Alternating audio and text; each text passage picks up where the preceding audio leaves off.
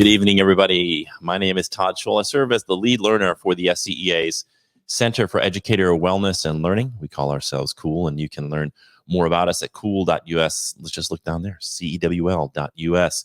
And we have all kinds of initiatives for educators here in South Carolina, really across the country. And we divide them into wellness and learning. And so if you're interested in our wellness initiatives, we do stuff on mindfulness, on yoga, on nutrition. And we also do learning sessions like tonight's session. And I'm really excited to bring on Larisa Black. Larisa is an expert with artificial intelligence. And I don't know if you've tried ChatGPT yet, but it's a really, really cool tool to play around with. But artificial intelligence has really exploded over the past couple of years. And tonight we're going to learn about some free AI tools that you can use in the classroom to help maybe lift some of the load and do some of those mundane tasks, or to do some of the tasks that you regularly do a little bit better, a little bit easier.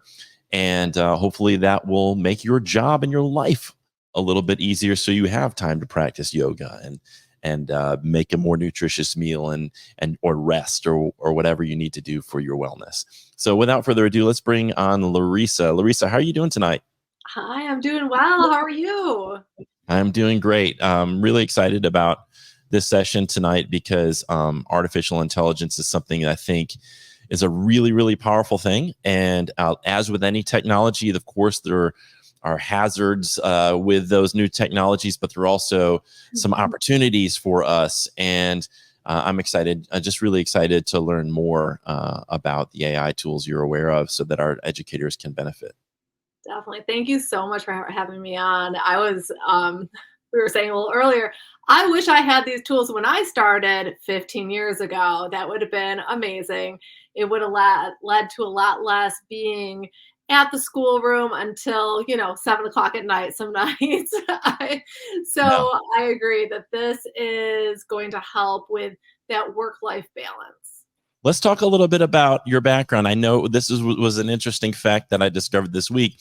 I grew up on the north side of Syracuse in Liverpool. I went to Allen Road Elementary, Roxborough Road Middle School, and then 1 year at North Syracuse Junior High School. And I know you actually taught in the Syracuse area. That's crazy. I taught at the North Syracuse Junior High School, actually, biology for a while. My first job, though, was in Rome, New York, near Griffith Air Force Base, at a small Catholic school. I taught there for 2 years. Then I moved over to North Syracuse and, I had a wonderful 5 years there. Ended up at Tully for a little while, which is, slightly south from Syracuse, anybody who knows that area. And then we made a huge move. Our family made a huge move here to Rock Hill, South Carolina. Had a lot of other family who had moved here as well. And we love, love, love the weather here. Like, this is wonderful. Not having to shovel snow and all of that has been great. And now I teach online. So it has been a very different transition going from one place to another, like small Catholic school to a large Title I school, to now I'm at a charter school that is virtual. So I've got experience in all the realms. Right. That's really such a small world. Growing up there, and like you said, we came down here on vacation on a spring break, and we were like, "What are we doing still?" Like my dad was at an age where he could retire from New York State, and then they both went and said, "I wonder if they have jobs here." And they're like, "Yeah, for a special ed and a math teacher, we've got jobs." Oh yeah. So my parents found jobs. They put their house on the market. We moved that summer after that spring break. And I mean, we were at the beach like in November, December, because for us it was like still really warm outside. So we're like swimming on the beach and not shoveling snow in April.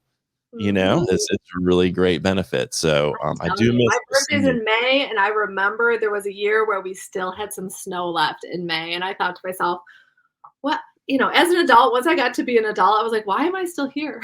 why am I dealing with this weather? So I totally understand. It is a lot to deal with. This is wonderful down here, and I've enjoyed bringing my kids up down here too. Yeah. Well, Larisa and I had kind of had a conversation by email to talk about what we wanted to talk about. And the first thing was sort of a practical part of the conversation, which is the tools she's aware of that you might not be, that you can maybe incorporate into your classroom if they seem helpful to you. And then we'd like to shift the conversation to a more maybe philosophical or theoretical framework about like how is artificial intelligence potentially going to impact our profession. So I'm going to let you just sort of take center stage and share with folks the practical part of this conversation and all those AI tools that you're aware of. Thank you, Todd. Thank you. So I did start my little side business called TeachWise AI during the summer. And what happened was I talked about AI so much that my family was sick of it. And I was like, okay, I have to take this energy and put it somewhere else. And so I said, okay, let me help other teachers to find out what are the best tools. And it's constantly changing. I mean, when I started in the summer, I was suggesting very different tools than what I'm suggesting now. And this has changed even since the last time I did professional development, which is crazy, right? So let me share with you. I will put this link in here too, just so that the link is in the comments if anybody wants to grab it. Sorry. Is that this one, tinyearl.com/February? Yes, yes. Thank you. I'll put that on the screen, but I think it'd be great for you to put that in the comments too, so people can click that link. I think that, oh no, wait, I'm sorry. I got it. I'll take care of that. You go ahead and share your screen. I will take care of posting that. Yeah. Okay, let me share my screen. So this is, I am sharing my screen. This goes directly to that link that Todd and I shared with you. There we go. Let's see here. Present. So we're talking about leveling up our teaching game. This is what we want to do, right? We want to be able to harness the power of free AI tools to make our lives a little easier. As teachers, we have a million things coming at us from all sides at all times. So let's use AI as a co-teacher or a personal assistant. These are the top 5 free AI tools for teachers. Now, whenever I say free, they're free right now. Okay, so they might not be free forever, but they are free right now. And there's also like the freemium version, kind of like Kahoot, right? Kahoot you can have for free right now. That's the basic version. But then if you want to up level, like you pay a little bit more for some of those options. So my first one that, again, I had not heard of back in November when I did a professional development is School AI. This one is quite incredible. And I want to show you why I feel like it's incredible. So you can sign in. It is free for teachers. And I always think to myself, okay, what should I focus on the most? Because there's so many great things about it. So what I'm going to do is I'm going to jump into the Discover area of this website. You have a few options at the top. They have this great user experience where you've got the sidekick. Basically, this is like setting up a chatbot for your students that will help in different ways, like almost like a tutor. Okay, so the sidekick you can do for anything. You can also create a bell ringer. Let's say you want something more content specific. You can start class with a high engagement activity where students are chatting, giving prior knowledge about the carbon cycle or whatever it is you teach. There's also an exit ticket. So these are set up specifically to make it easier for teachers to be able to give this chatbot to the students. And I'll show you how it works in a second.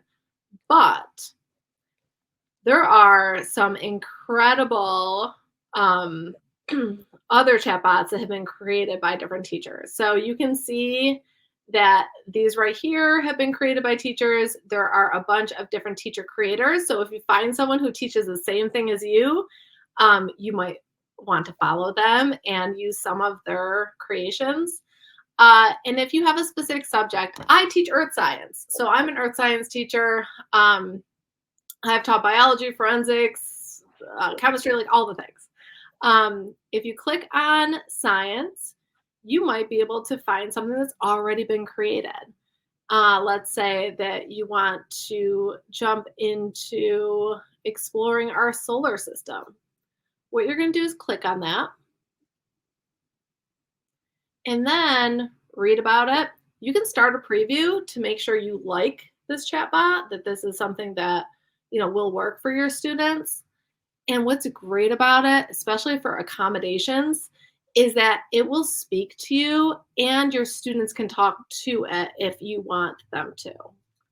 Um, I don't know if you can hear that. It's talking. Cannot hear it. Cannot But hear it. Darn. all right. That's all right. Okay, but it does speak. It does speak. Okay. This is just the preview part though. So if you want to send a message and just say, okay, do you have any questions about the solar system that you'd like to learn more about? Maybe the students are learning about, I want to know about Mars. Boom. Then it comes back and talks about Mars, tells you some facts. If you like what it's saying and you think that this would be applicable to your class, then you are just going to click the launch button. Click launch. And it gives you something called a space code. This is a code that you are going to send to your students, give to your students. They can use the QR code. Feel free right now, if you want to use the QR code and get in there as a student, you can. I know some of you are probably on your phone rather than on your computer, but I will show you that invite code again. You would just give that to them and they can log in as a student. And the great thing is they can use whatever name that they want, which I guess when it comes to high school, maybe that's not so great, but it is COPA and FERPA compliant, which means that their privacy is safe. Okay, so even if they use their full name, this AI tool, this platform, they make sure that everything stays within the platform. So here's where the student is going to chat with this chatbot about the solar system, for example, in this one. Again, I'm an earth science teacher, so this is something I've used. My students really love this because it's interactive. You can give it, give the kids 5 or 10 minutes to talk to it, get some prior knowledge, or maybe you use it in different ways. Let's say some students need to focus on the carbon cycle, and others have to focus on the solar system because of the tier 2 interventions that you're focusing on that day. You can actually have this be more content specific. You can create your own. This one has already been created, right? So let me show you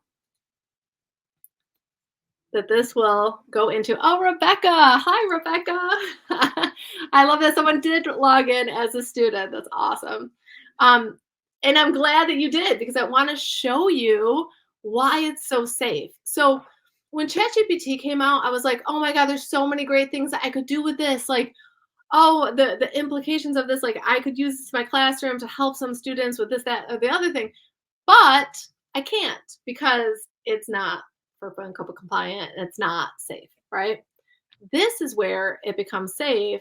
You click on the student's conversation and you can see everything the student and the AI chatbot are saying to each other. So this is great because it gives you insight into how much your students understand, even when you're not directly talking to them. It is just like, especially in my world, I teach virtually, the asynchronous implications are wonderful. And you can see that I didn't say anything yet, so it's saying I just got started. And then if you real quickly, we had a couple of comments of people who are saying that some of these sites are blocked. What would be your advice to a teacher who wants to use something like this, but for some reason their district or their school is blocking the site? Okay, totally understand. I'm lucky enough to where it's not blocked for my students. However, what I would do is go directly to your administrator, show them how this works, show them that you can see everything the student and the chatbot are saying to each other. that it gives insights. Like it tells you when a student is understanding the content, not understanding the content. It actually also tells you if the student said something that is a red flag. Okay, so like maybe the student is not going to talk to a human, like a person, but they actually want to talk to someone about an issue they're having at home. There's a teacher, another teacher I know that had that issue come up Yeah. where the student was able to talk to the chatbot, and then we were able to they were able to intervene and say, okay, we obviously need a counselor on this. We need to intervene. And otherwise, that never would have happened. Or it might have happened along, weeks in advance when it became a bigger problem. So I would say, like, bring this to administration. And then also, if you want to talk to anybody at School AI, they are super supportive. Like they will talk to you, they will talk to your administrator. They're a great team. Like I have talked with engineers. They're really great at being able to if you have suggestions, like, hey, it would be great if we could do this or that. They want teacher feedback. And I think that's one thing that surprised me with getting into the AI world is how people are listening to teachers. Like the businesses, the people who are putting together these AI Mhm. platforms, they're listening to teachers and what they need. Um, because it's important. It's important. We're here on the ground floor. We're doing the work, the really hard work. And it's important that we get listened to, right? Yeah. Um, I hear, so Mindy, I hear what you're saying, and I dealt with the same thing. Like this was not with AI. This was back when YouTube was being blocked and a bunch of things. There were like a lot of social media stuff was being blocked, and I was actually teaching a communications class, a journalism class to my, and it's really hard to do that when your textbook, is talking about CDs and DVDs, and we've moved into the YouTube age and the social media age, and your textbook doesn't have that, and I'm trying to keep my kids, updated. Um, it's a constant. When you're on the cutting edge using cutting edge tools, it is a constant battle. And the best thing advice I can give you, Mindy, is keep trying. Maybe get parents involved, get other teachers involved, teachers from other schools involved, like ask for a meeting with people who are setting these policies, and try to understand what their fears are, and then like you said, connect with the people who are the purveyors of these tools, so they can maybe help alleviate or allay some of these fears, that because it's understandable, district offices, they don't want to get caught by surprise and like some kid's done something and or downloaded a virus or whatever they're afraid of.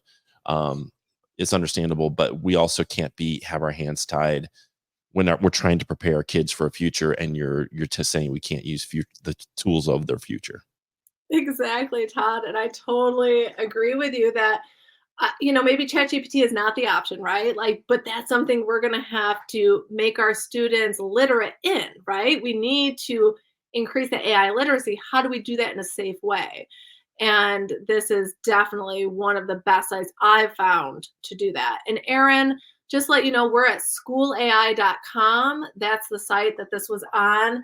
I'm sorry I can't type. I don't know why, Todd. I can't type into the comments. I can type in the private chat, but not the comments. So All right. Well, they yeah, can hear you. it's probably because I'm not logged in or who knows what. And Aaron's found your slide deck, so that's good. Oh, okay, good. Awesome. Awesome. Perfect. Yes. If you found that slide deck, you got all the good stuff.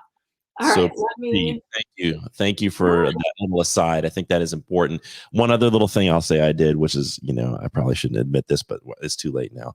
I used to just bring in my phone as a hotspot, and can go anywhere I wanted to. But I'm not advising anybody to do that. But that's how I.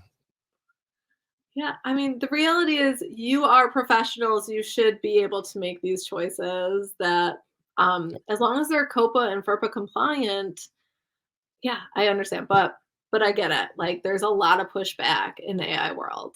I totally get it. So hopefully at some point you'll be able to make this. So as soon as this opens up to students, you will have you'll be ready and set with this information. Yeah. Let me share my screen let's see here. There we go. All right. So that is just one example of the many things that you can do with school AI. That was in the Discover area. Lots of stuff in the Discover area. I went to science, but you can go to any of these subjects. If you go down further, one of my favorite things, because again, I'm a virtual teacher, is this Video Explorer. My team and I do a lot of videos where we go over the content. We are teaching asynchronously for like 10 minutes at a time. And some of you might remember what that was like during COVID. But the Video Explorer is great for anybody because what you can do is copy and paste a YouTube video. Let's say that there's a YouTube video about plate tectonics that I really want the students to watch. But I don't want them to just watch it. I want them to interact with it. So think kind of like Edpuzzle, but with a back and forth interaction rather than just answering questions. So what you're going to do is take the video URL and paste it here. So let me go to YouTube and just show you how I would do this. So plate tectonics.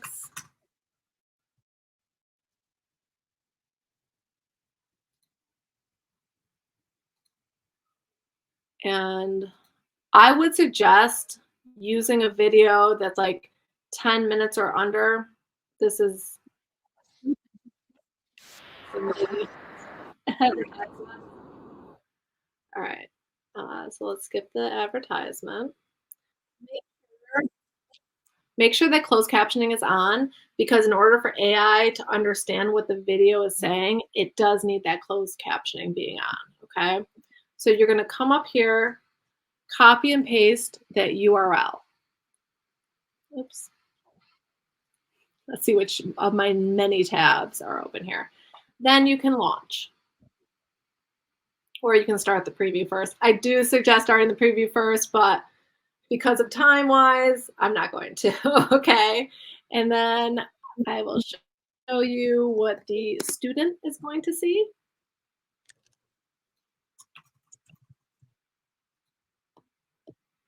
By the way, I'm just geeking out over I love all this stuff.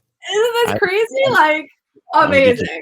And they keep on coming out with more like new different stuff. This just came out 2 weeks ago. Like this is brand new. Yeah. So the student's gonna play this, okay?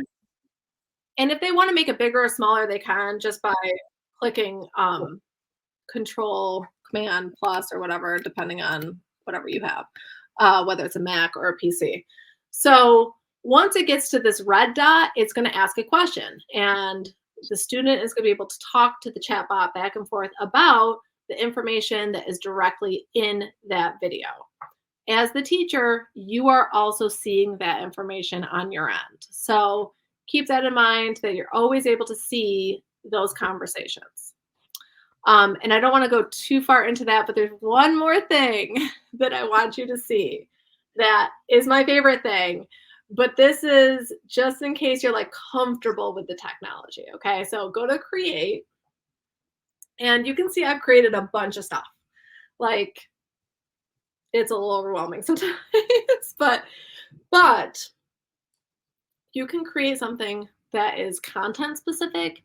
You can create it for, you can see like my students are from all over the state of South Carolina. So I made this South Carolina Department of Natural Resources thing. I haven't used it yet, but I plan on using it at the end of the year so that they know what's available to them over the summer to go out and see the parks and all of that. So let me launch it. And you guys are probably from South Carolina, so feel free to jump in there, and it's going to talk about all of the natural resources available throughout the state. So if you tell it something, I gave it a website, and I said, pull from this website, the information from this website, and be able to answer and, answer the questions, but also be able to make suggestions depending on where the student lives in South Carolina. So it's like a really cool option. Something that is a little different. It's not content specific, but I have made a lot of content specific spaces as well. We call these spaces. I go back and forth between chatbots and spaces, but Mm. in School AI, we call it spaces.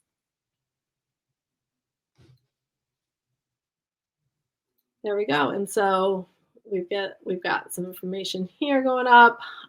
Again, every time you create something new, it goes in that create area. You can create something new by clicking on the create. What I suggest, a few things I like to give the chatbot information of is what's approximately like my student's grade level or reading level? What kind of prior knowledge do they have? What are the standards I'm focusing on, and what do I expect students to learn from this specific chatbot? You can also like make it a game. There's so many things you can do here, but you can make like a trivia game with it and give it specific questions with multiple choice answers where students have to answer and asking them to like get 80% or more, if that's what you want to do. That's cool. Yeah, there's just a ton of stuff here. But I don't want to focus too much on this because we've got so many other things and it's almost 7:30 already. We're good. We're not. We have no. If you're not under any time constraints, I'm not. So you just do it. However, Okay. if you Awesome. need to end, at 7:30, we can. If you want to go over, No, that's no, fine. no. No, I All could right. talk about this for 5 hours, but Let's keep going. Let's keep going. There's people watching. okay, This perfect. is helpful. Awesome. So School AI has those options. Let me just show you one more, like two more things. So there's also the tools option where you can create lesson plans, course outlines, worksheets, stuff that you pull over into your like Google Docs and stuff. It doesn't have the ability to convert right now, so you're just going to copy and paste over. But there are a bunch of different options. And one of the things I love is the joke generator because I'm a dork like that. My students know I like come up with the most ridiculous science jokes. Well, I don't come up with them necessarily. I probably pull them off of this. But you can also build your own. You can do vocabulary lists. There's so many things that you can do here. Um, Basically, what this is doing the prompt engineering for you. Right. So if you go into ChatGPT, sure, like you can ask it to do anything. But this is allowing more guidance so you don't have to put a million different directions into Right. it. Right. And it's formatted probably in a way like if you're doing a lesson plan, that's going to be appropriate. Yeah, You know. so you'll see like one of my lesson plans about plate tectonics here. And I have like three different email addresses with this. So like I don't always work from this email address. But you can see how a lesson plan would be set up here.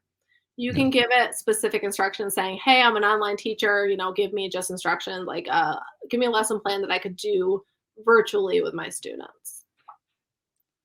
Great.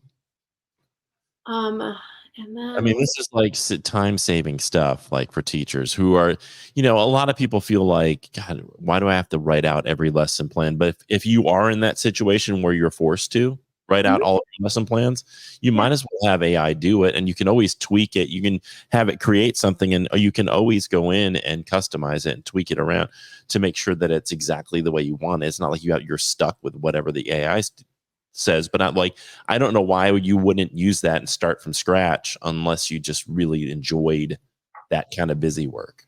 right. And that's one thing, like when I think back to my first few years, or even if I'm teaching something new, like this is an excellent template to work from, right? It gives you ideas. It's like a thought partner. Like, oh, I like that, but I don't like that. And you're going to interact with it. And this is another thing that you can do is like you can actually have a conversation with these assistants. And this section is brand new.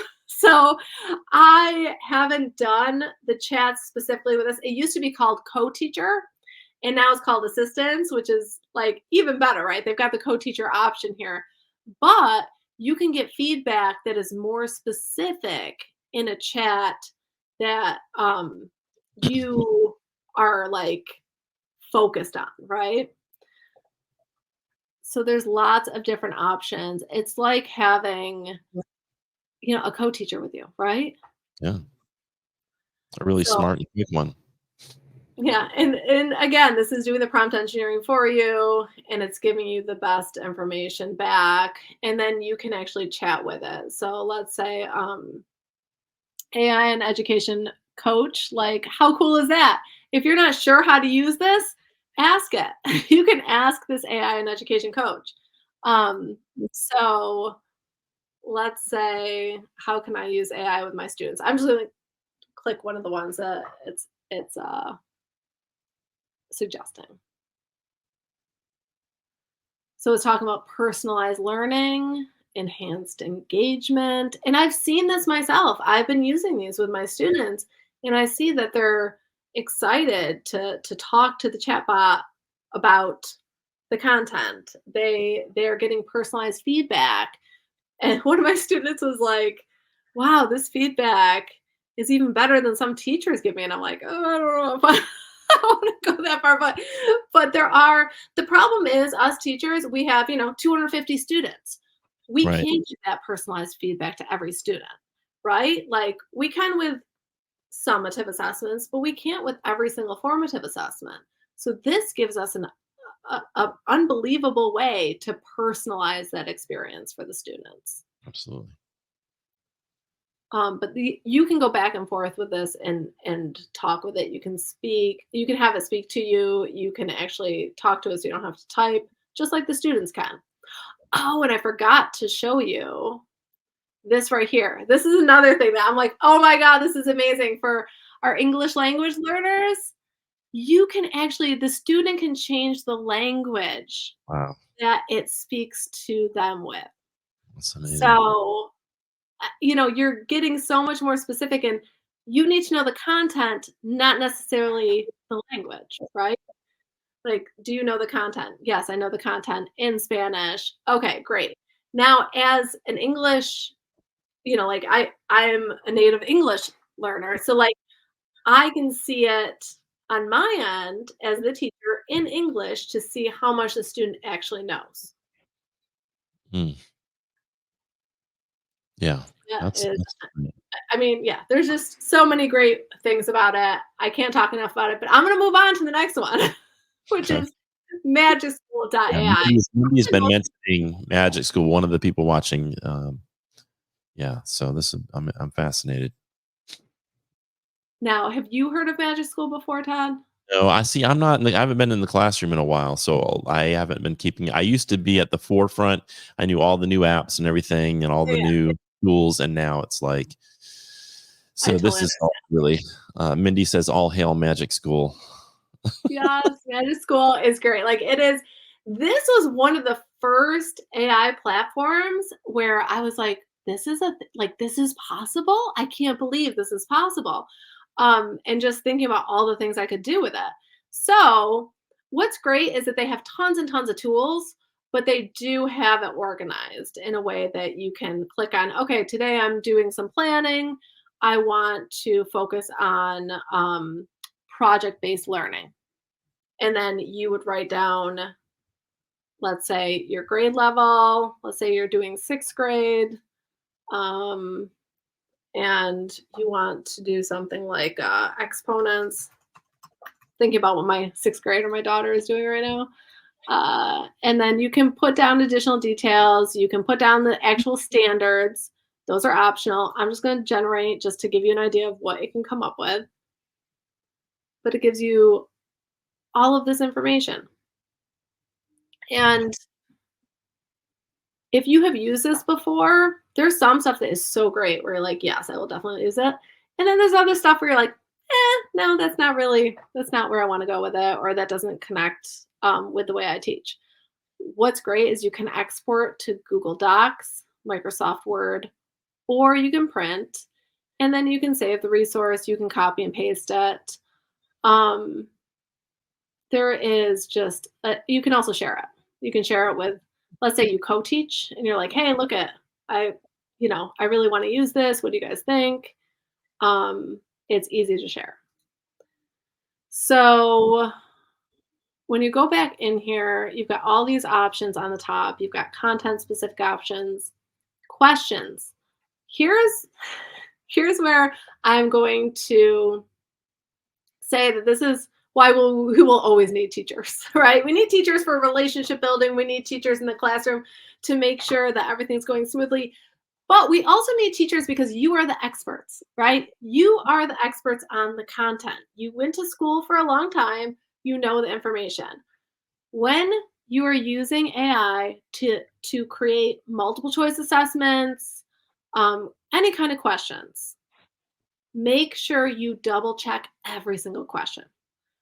This is just one of those caveats. Like it can be wrong sometimes. So make sure that you are checking. Just like, and honestly, I mean, I've found in curriculum we've purchased have been wrong things. Okay, so it's not just an AI problem; it is a problem in general. Like, yeah, you need to make sure those answers are correct with no matter what you use. Yeah. But I just want to make sure that everyone realizes, like, you don't want to trust it fully. You need to double check it before you send us to students because, for example, Kepler's laws, which have to do with math, and LLMs, learning language models, are not great with math. I'm not going to lie. Like, math is not their sweet spot. They can do some math, but it is not where they shine. So keep that in mind, especially if you're a math teacher, double checking everything before you are sending it out to students. Good point. And then intellectual prep, you've got all of these fun things. Student support. This IEP generator, I used it for my own son. I was like, what other accommodations might help him, right? I gave some information, basic information. Don't ever use a student's name in here, okay? Not that it is FERPA and COPA compliant, but I still would be like, when it comes to accommodations, I don't want to ever use a student's name when you're not directly in your own LMS. So, I asked for some suggestions. It gave me some better, like, there were things that we had in his IEP already that were great. And then I was like, oh, that's a good idea too. Like, we might use that. But there's a bunch of different, student support tools here. And then communication, and Todd and I talked about this a little bit of sometimes when you're communicating with a parent, there can be some emotion on one side or another, right? If, either way, what's good about having AI help you with writing back to a parent, especially if there's emotion behind it, is that it will take the emotion out. Like, it will be like extremely professional and make it so that there's no misinterpretation of. Now, granted, I can't say 100% there's not going to be a misinterpretation, but less misinterpretation, I feel like.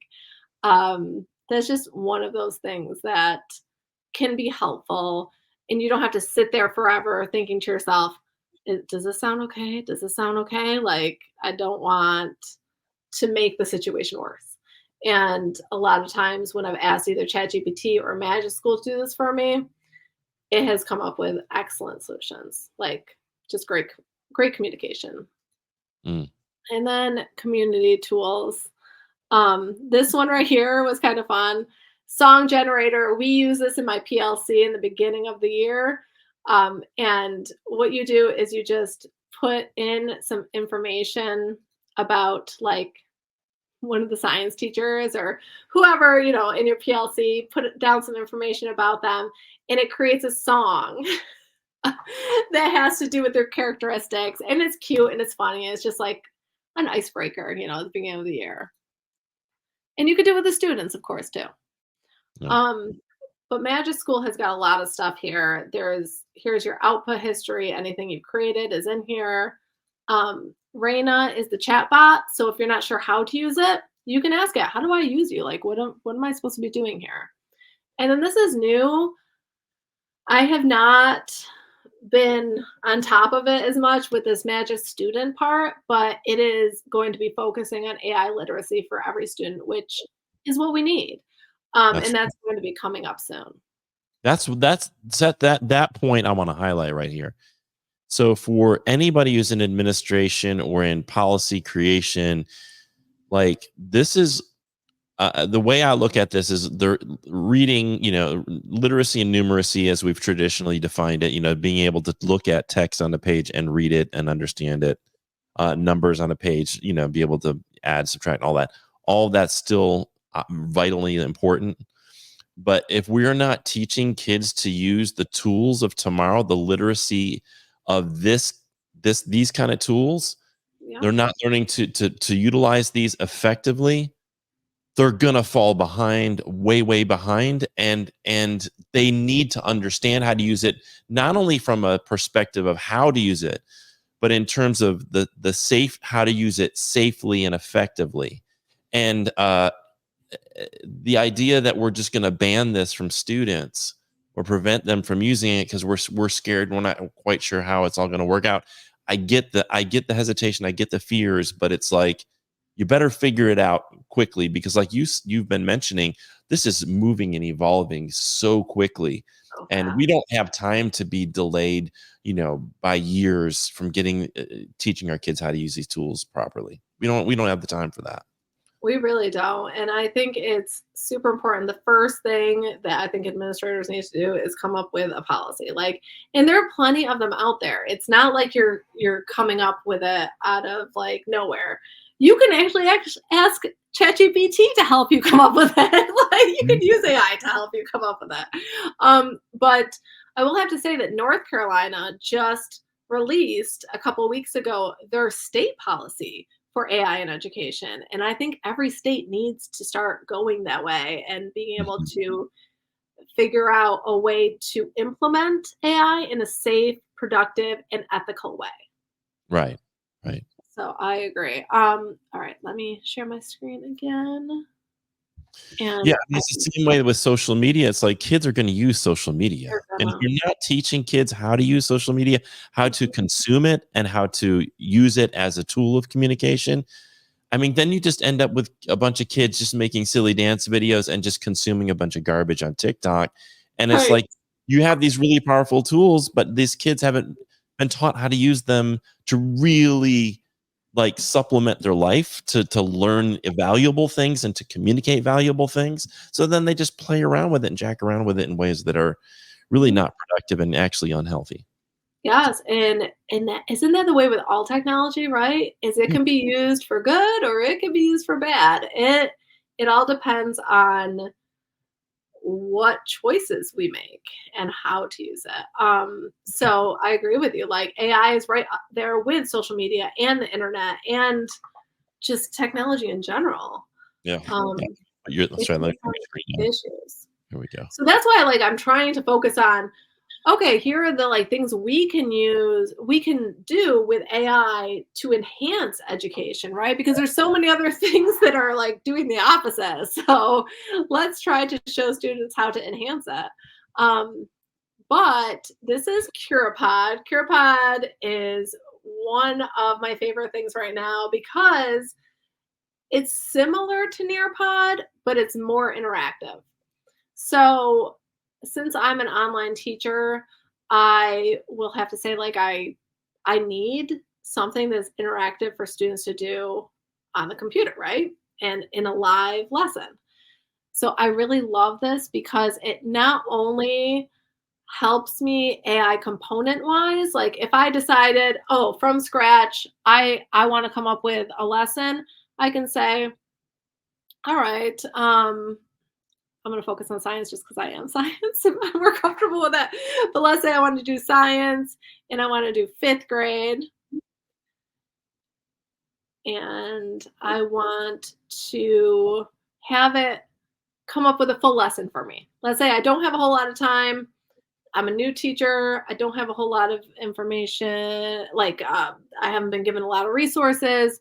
What do I do here? So learning standard topic. My son right now is focusing on sound waves. So we're going to look at sound waves in 5th grade. And it'll take a little bit.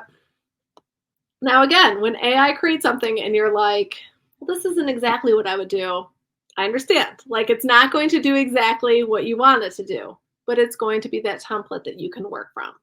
Right. So you can play around with it. You're going to be able to make changes once it's created with the pictures. You can add videos. You can actually, if you've made slides in Canva, Canva is one of my favorite things. And if you've made slides in Canva, you can actually bring it into CurePod. You can also do that with Google Slides easily, but there is like an app situation where you can combine them a little bit quicker. And if this lesson will generate, I can show you. All right, there we go. Yeah. So it's exploring the world of sound. It's got lesson draft, standards. It even has the standards covered. What is the sound? How do we hear it? This is a poll pod. So when you're showing the students this, you're going to give them this Cure Alive pin, and you'll poll them. They will answer. I'm looking to see if they have one in here that is a AI generated question, AI feedback. All right. So this is one of my favorite things. And I'm going to present it and we'll see how this goes. Again, this is right from the cuff. Like, what you would do is go through all of the other questions too before you get to this, but I'm jumping ahead. You're going to show the student the code or the pin, or you can copy and paste the link that you give them to jump in. So like, I'm going to do it real quick on my iPhone just so I can show you what the student. Actually, you know what? Let me do it on here. Oh, we've got Walking Platypus on here. Okay, good. Awesome.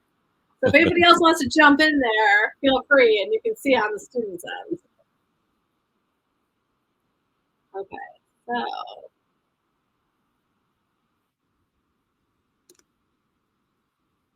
I'll look at it from the student's end as well. Notice that I put my real name in, but it's going to give me a fake name. My nickname is Brave Governor. Oh, I'm so brave. All right, so you can see, turn down the music, not that you can hear it, but what you're going to do is press the play button here. And what the students are going to do is type in an answer to explain how frequency of a sound wave affects the pitch we hear, giving an example of a high frequency and low frequency sound. So you don't have to be right. It's okay if you don't know the answer to this. I'm just going to show you, and hopefully like go ahead and put in an answer that is not correct and see how the AI is going to react to you. So frequency has to do with energy, and a high frequency is like an ambulance. Now, I didn't answer the entire question. It's partially answered, and I'm going to submit just, you know, a very basic like 5th grade answer. All right, on the big screen, the teacher will wait until all the students are done. You can always add time. And if you want to, here's another thing that you can do. Where is that? There's a moderation tool. So if someone is like doing a drawing, there is a drawing option on here. And you know that my middle schoolers, I don't fully know that they're going to be drawing the accurate things. Right. So, right? Like if you've had middle schoolers, you know. Right.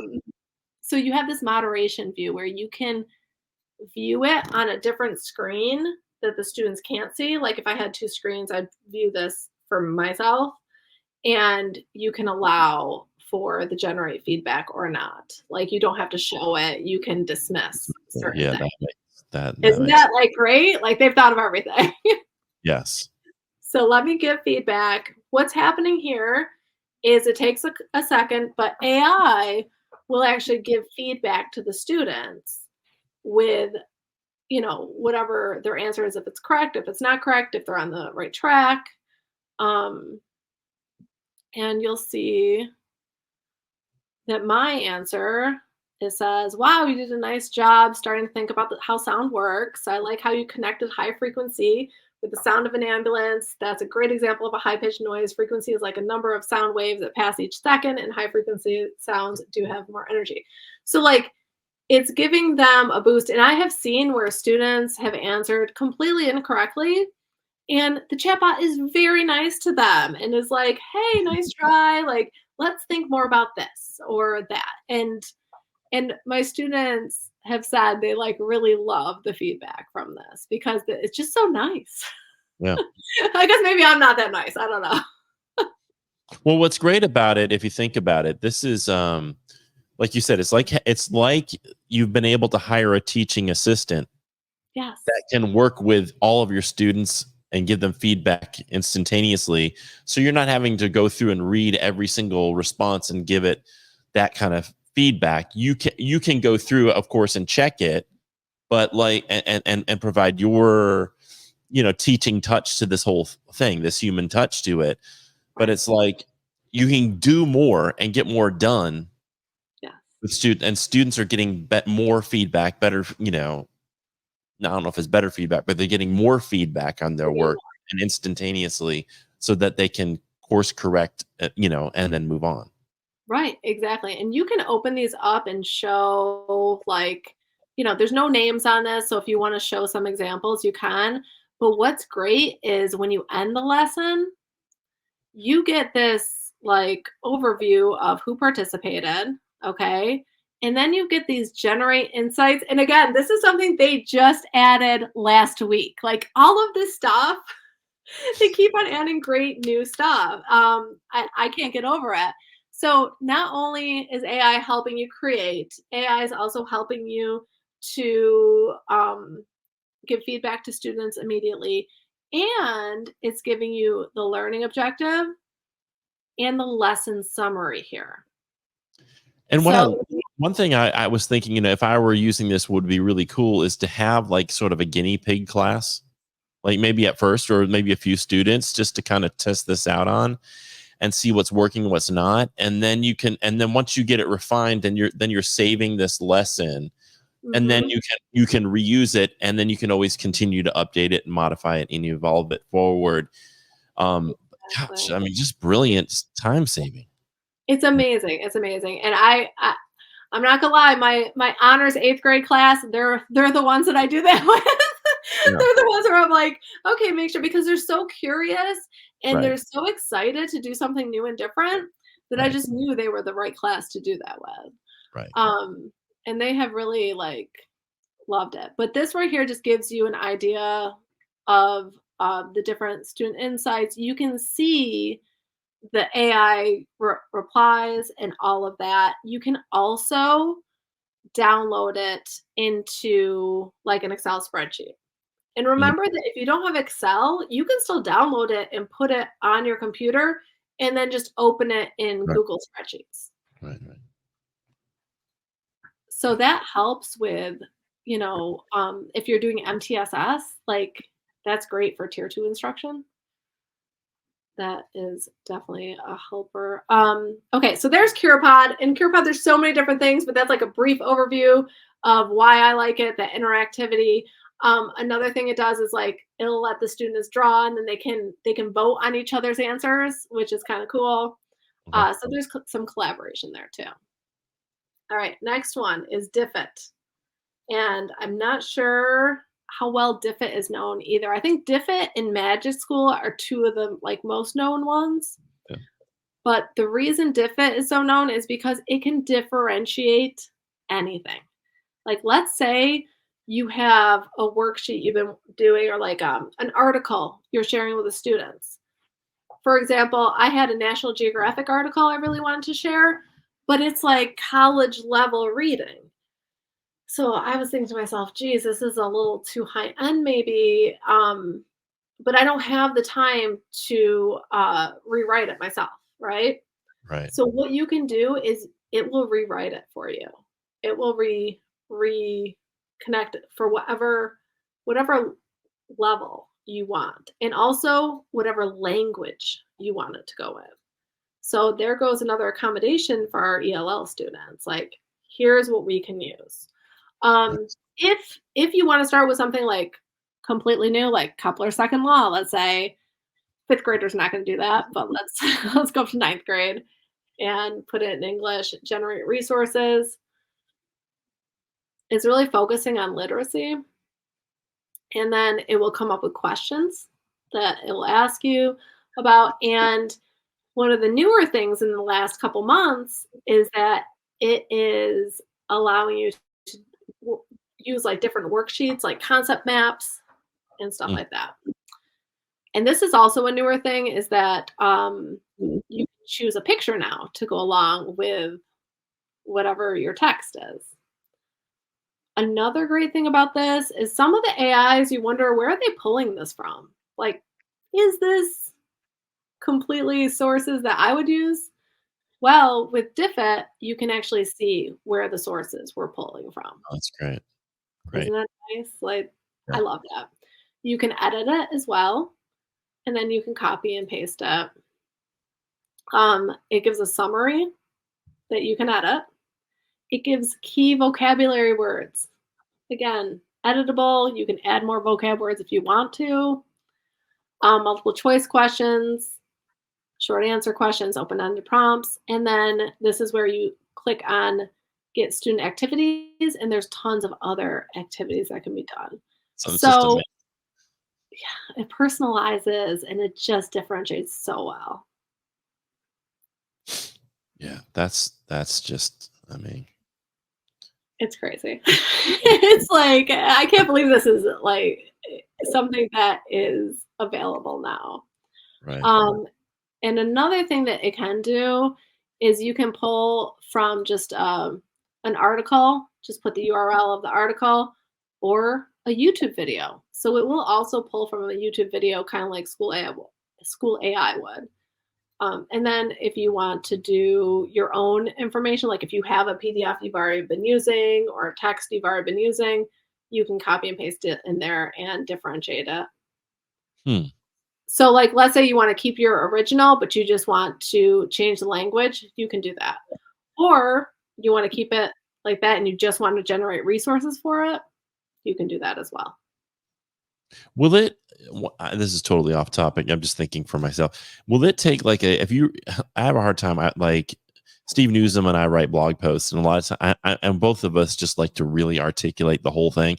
Will it take like a lengthier article and kind of reduce it to bullet points? Is there anything that does that so that it's like an easier to digest like social media post? Honestly, I would put that in ChatGPT. Like that's a very specific thing you want to do. So what I would do is tell ChatGPT, please summarize this in 5 bullet points, and then give it to ChatGPT, and it should be able to summarize like within seconds. Okay. Kind of a TLDR kind of situation. Okay. All right. And I know like we're getting to almost an hour. So sorry. All right. Last one I'm going to talk about though is Question Well. And I went back and forth about whether I wanted to do Question Well or a different one like Quizzes, because Quizzes has a great Chrome extension that creates questions really quickly.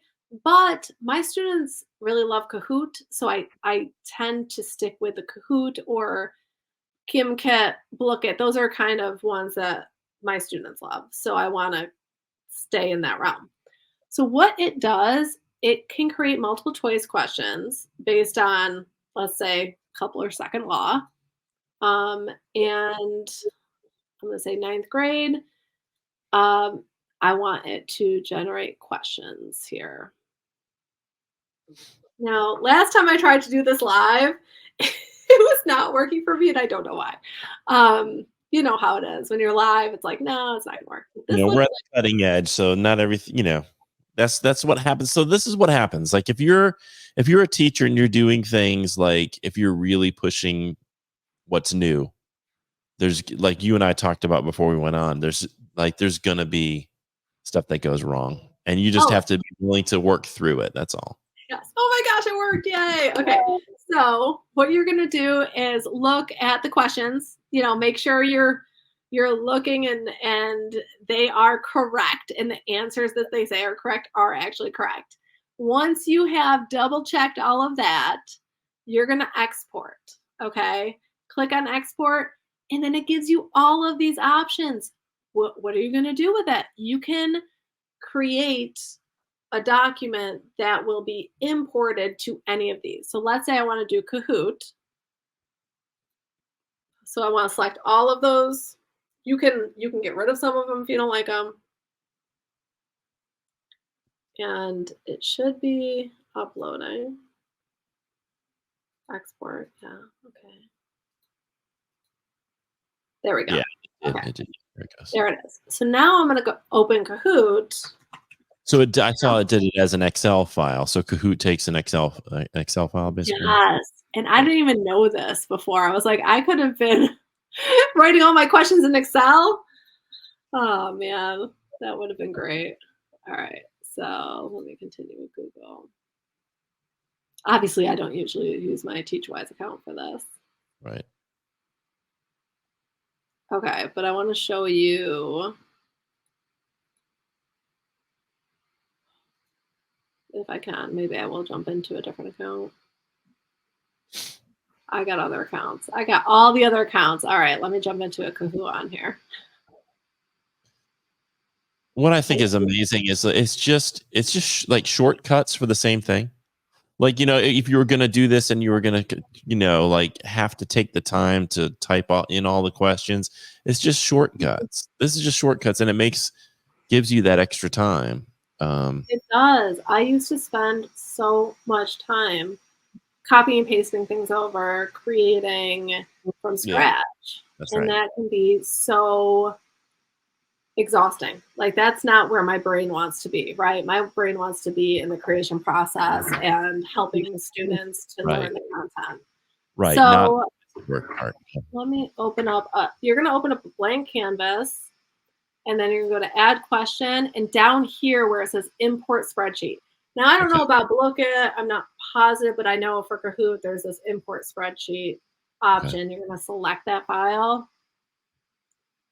And again, I don't have Excel on my personal computer, but I can still do something with the file. Yeah. All right. And there it is. Yes. 10 questions. Bam. I mean, super simple, easy. You can save it. You can share it. You can add pictures to it. So now you have time to add pictures and like all of that fun stuff, right? Yeah. That is awesome. That is great.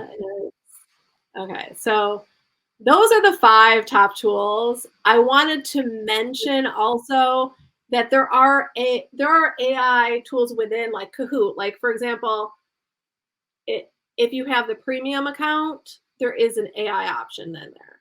Quizzes, you can get that Chrome extension. Canva has Magic Write and also has the ability to do tons of stuff like almost like Photoshop with pictures.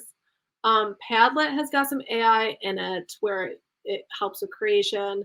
Flip, which used to be Flipgrid also, and CK12 is one of my new favorite things because it has a little like tutor within it that pulls information directly from the website. So you know it's accurate, you know it is just going to be correct, which is important. That's and one of my favorite books right now, just shout out to Daniel Fitzpatrick for the AI Classroom. He has put together this guidebook and it has really, really helped me. And if you'd like to follow me at TeachWise AI, I've got all of those. I've got all the platforms. Like, right. I post on all the things. So let me stop sharing. I got it. And we can get talking about the future. All right. Yeah. So I know we're way over time, but I did want to just talk about this. When you think about, so where's all this headed? I think, there's a lot of different ideas and all the way from utopian to dystopian. And there's how is this going to impact the way we school young people, the way we educate, how what do you see like in the near term and then in the long term, how these AI tools are going to impact our profession? Yeah, I think when it comes to our profession, it's just like technology has always been, right? My stepmom, she was a math teacher for 30 years, and she was given the task of introducing computers in the 90s to other teachers. Yeah. And there was a lot of pushback. There was tons of pushback. But guess what? The teachers who were able to implement it in their classroom, they were more successful in the long run. And those students that they had were able to understand how computers worked once they got to the workplace, right? Because like that's we're computer based for anywhere. Anywhere you work, I feel like you're gonna have to come into contact with a computer nowadays, right? Right. And I feel like that's going to be the case with AI. At some point, students are going to have to work with AI or within technology that uses AI for their future jobs, which Mhm. means us as teachers, we also are going to have to. And I know that there's so many implications when it comes to AI. It can be used for great things, helping with climate change, helping with um, uh, making sure that students get the personalized learning they need. But it can also be used in very evil and malicious ways. Right. Those scams that are going on right now, awful. But that's where policy and the government needs to come in and really help to guide through. All right, how are we going to be using this, and how are what are those ethical concerns? And we saw Congress, this past week talking with these big social media platforms, right? Hmm. So I think that that's where we're headed. Is it is going to be something that's in our lives permanently, and we need to accept that. But also, it can be used in so many wonderful ways, and I have seen it myself. My students getting excited again, um, them having that personalization. And I'm not gonna lie, like there was one student who had put together like this ridiculous chat with the chat bot, and I got to read the whole thing. And if you follow me, I share the stuff. Like I will share, I don't share the student's name, obviously, but I'll share what they said. And it wasn't anything inappropriate. It was just like this student is testing. He was testing that chatbot. And the chatbot came back with great answers. It was like refocusing, refocusing. So there's going to be growing pains along with this. But if we never use it and we just ignore it, we're not going to be a part of that conversation of where it should go. That's right. The genie's out of the bottle, Yeah. to a degree. I agree that like I'm hoping that see one of the problems with AI development is it's kind of like obviously whoever continues to progress and comes up with artificial general intelligence, whoever kind of wins that race is Mhm. going to have it's going to have so much power. I mean, it's a lot of power is at stake. And For the sure. problem is there's really no incentive to slow down. There's other than like, this could be the end of humanity. There's really no incentive to slow down. And so Correct. it's like even if we agree in America that we're going to put these guardrails on, it doesn't mean other countries are going to. So it really to me requires a global coalition of people to Mhm. say, listen, we should explore this because the potential for it to, for example, like you said, climate change to cure diseases. I mean, we've already seen these models that are able to come up with unique combinations to create new types of pharmaceutical products and treatments like that. That type of utilization of AI is could be really, really like a utopian type of thing. But Yeah. when you put the power, this kind of power, and I think people are underestimating where it's headed. I mean, we're just in the dawn of this AI revolution.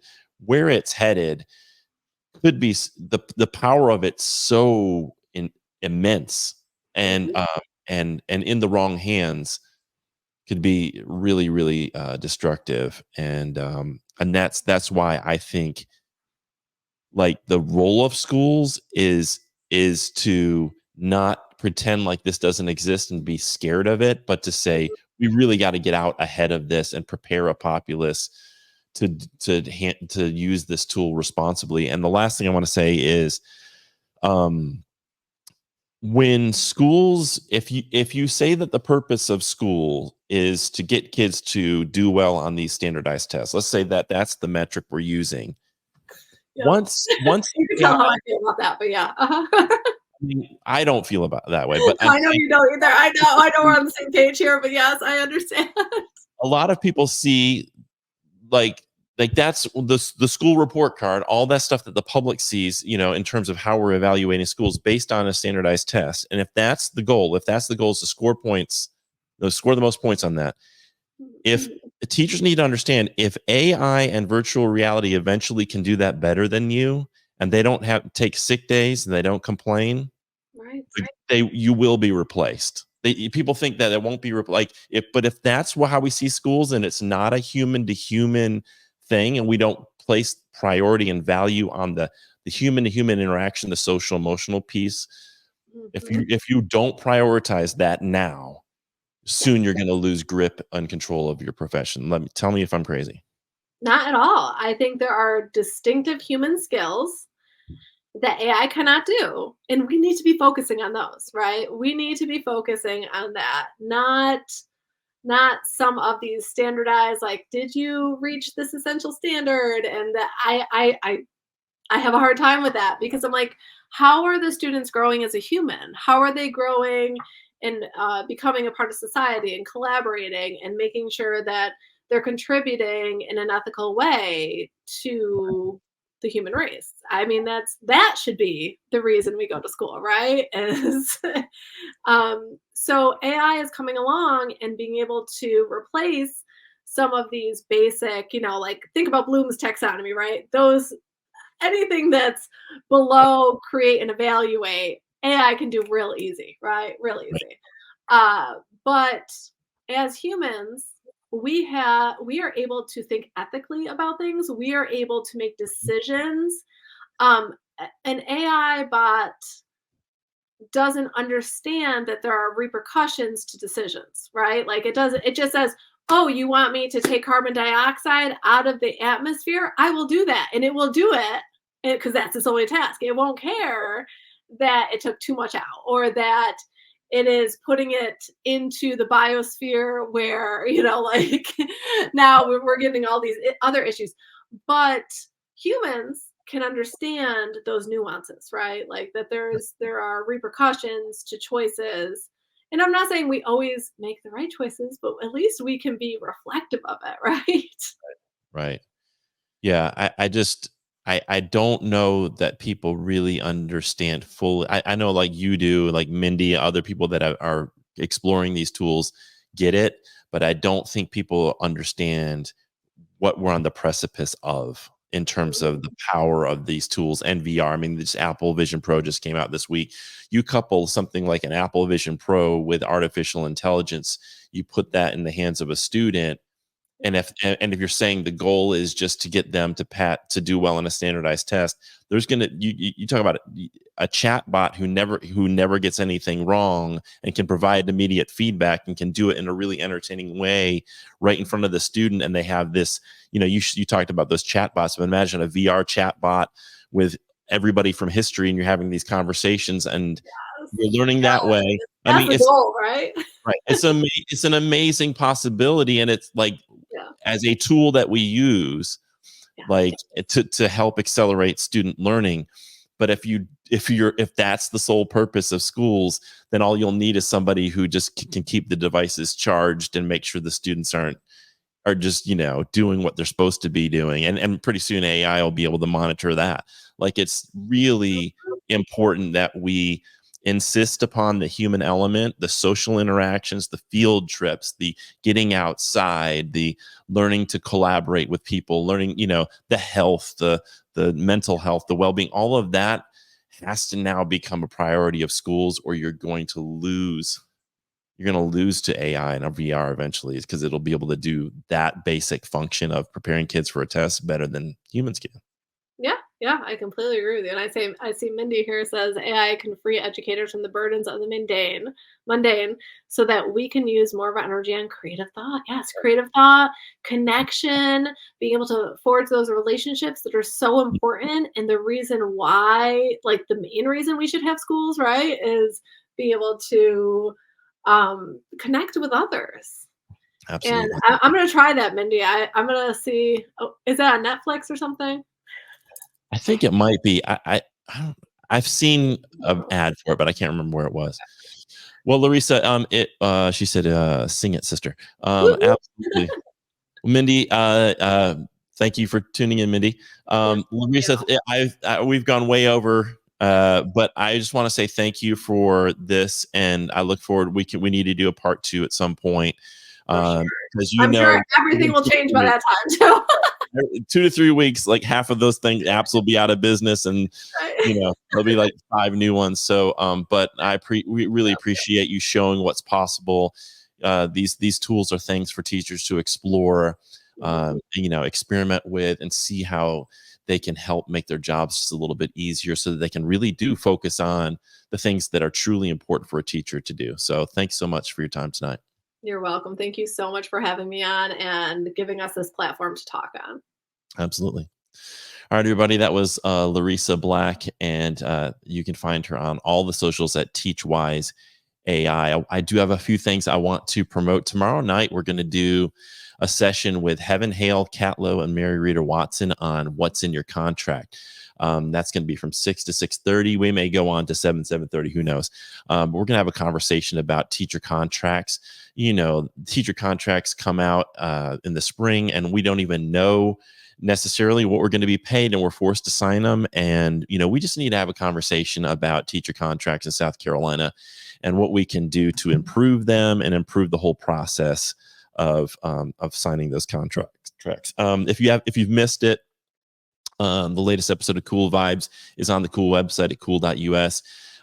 Pete Stone talks about a 4-hour school day. He suggests that we can get everything done, and maybe with AI, that's totally true. We can get all the essential stuff done in 4 hours, the academic work, and then we can have time for other really meaningful interactions with our students. And Cassie Owens Moore, who is from the Oconee County, she released a new episode of Cool Books on our website, Cool Books for Black History Month.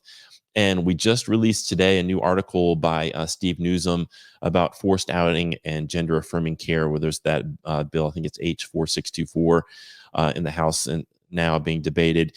And this is a really extensive article about what you need to know about forced outing and gender affirming care. And we would love for you to read that and give us feedback. As always, every Tuesday and Thursday nights from 6 to 8 o'clock, Angie Brush, Stephanie Johnson, and our own Dr. Marcella Weinsteiner provide something called Cool Coaching. And that is a one-to-one assistance for induction teachers. All you have to do is go to cool.us/coaching. You click the link there between 6 and 8, and you can get put into a room with one of these expert veteran educators and get the advice that you need. We do have one spot left open for our educator mindfulness retreat. It says Black Mountain, but it's actually an old fort, North Carolina. We had to change the location. If you go to cool.us/retreat, we do have one spot left there for that particular retreat. And the last thing is our trauma informed education workshop, which we're doing with Karen Beeman and Jennifer Dollar on July 11th from 10 to 3. And this is the last thing I want to talk to you about. So I'm really excited that we are getting ready to launch the docuseries that I created. So back in October of 2022, I went up to Floyd, Virginia, and visited two schools, Blue Mountain School, Springhouse Community School, and I shot a bunch of interviews and footage, and we put together a 4-part docu-series. So it's like 4 episodes. They're between like 13 and 20 minutes per episode, and those will be released for early access on April 22nd.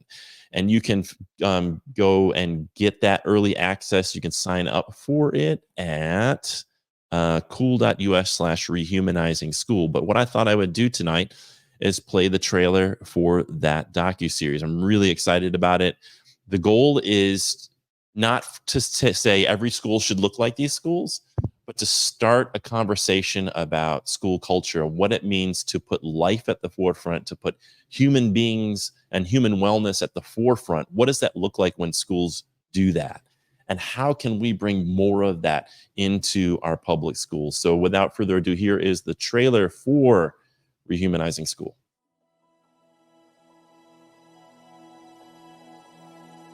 One of the things that I treasure about Blue Mountain School is the genuine relationship we're in with each other here. And what I've experienced at Springhouse is that when you're actually in community together, both at Springhouse, but then again in this small town of Floyd, it's like you can really tend to someone's development where they are transformed by what we're doing. And I really trust the young people that are going into the world. Now I see my connection to the earth, and now I know where I fit in the cosmology of the world. For me, it's helped me really meet like all of the needs I have for like rest and introspecting and the self-care I need to do and building relationships and being in nature. Yeah, it's very honoring of that rather than an end goal. There's a lot of love here, and I think that love is something that doesn't always have a place in education.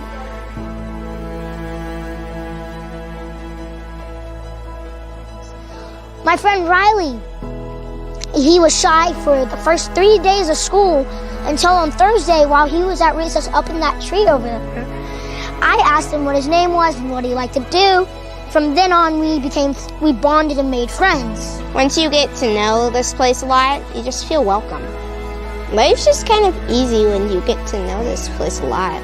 And, you have friends. When he came here, he told me that this is one of his best places he's ever been in his life. I was like, oh, well, that's good. Like, Floyd is a really good place. Like, you get to have fun, especially at Blue Mountain. You get to see a lot of kids' happiness. If you went to Blue Mountain, it would probably make your heart warm up. Well, this sounds really a bit conceited, but my teenagers are extraordinary. All of them here are. I love all the kids here, not just my own, but they're extraordinary. And the thing is, I look around when I go out and see like the real world, the normal, the norm, and I think all these people could be. If you're not cultivated, if you're only you're only brought up to do what you do because you're afraid of getting in trouble or you want a prize, that leaves the self undeveloped. And so what I would love, and what happens here at Blue Mountain, is we are cultivating a self that can then be self-directed, can be self-regulated, and then grows up to be what it's really meant to be, rather than a reaction or a response to these external things. There's an actual, oh, I'm a seed and this is what I'm growing up to be. So that's what this school is for teens and adults, is to really support the development, the natural development of a unique individual person. There will never be another person like you or I or anyone. And it's so hard for me to understand how we can't hold that with such reverence.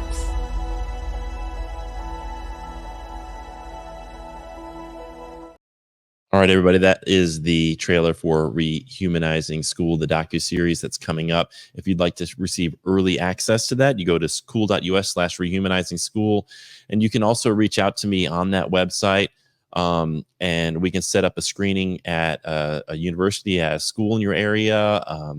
We'd be more than happy to set up a screening, and we can even possibly bring in some of the people who appear in the docuseries on a Zoom call to do Q&A and stuff after we screen that episode in your area. So if you're interested in that, just reach out to me. I'll be happy to set something up. The last thing that I want to mention to you today is this. I'm here and we do these things all because of the NEA, the National Education Association, that is helping to fund our Center for Educator Wellness and Learning.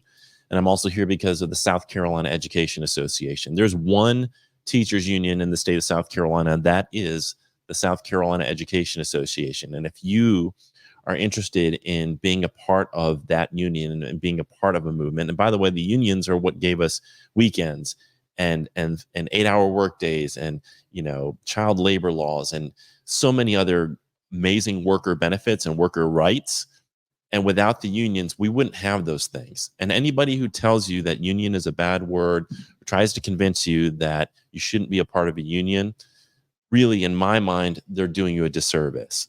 Because we know that teachers in states where there are unions, where they don't have these right to work laws, on average make about 20% more than teachers who are in these right to work states like South Carolina.